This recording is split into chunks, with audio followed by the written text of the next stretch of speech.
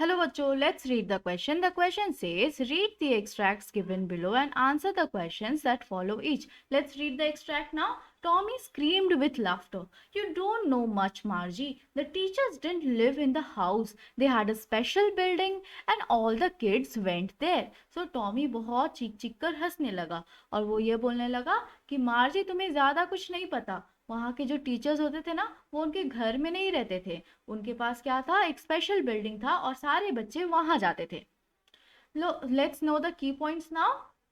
क्या हो सकता है key points? Margie school is near her bedroom. Margie की जो स्कूल है वो उसके बेडरूम के पास में है. दूसरी बात, मार्जी के पास क्या है, घर पर एक सिस्टमैटिक टीचर है जो उसे पढ़ाते हैं. मार्जी had a systematic teacher at her home. अब जानते हैं क्वेश्चंस क्या दिए गए हैं.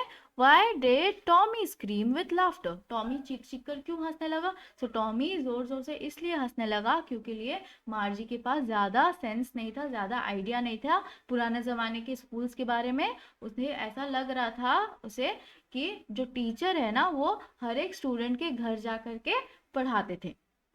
So let's write the answer now. Tommy screamed with laughter because Margie does not have much idea about the old schools. She thought that the teacher went to the house of students in old days. Next question क्या है? What did Margie not know why? Margie को क्या पता नहीं था और क्यों पता नहीं था?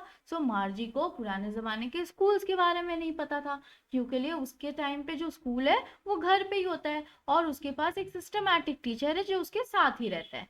So, Margie did not know about schools in old days. In her time, school are at home and a systematic teacher stay with them.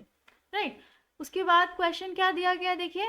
What special building does the speaker refer to?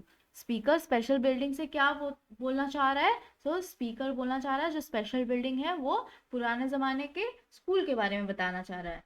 ठीक है.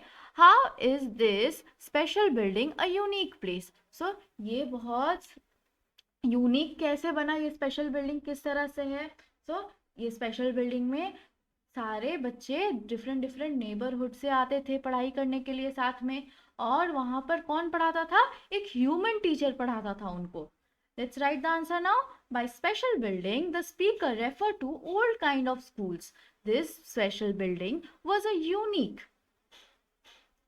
because all kids come from different neighborhoods to study together. There was a human teacher who taught them. I hope you understood it well. Thank you. Best of luck.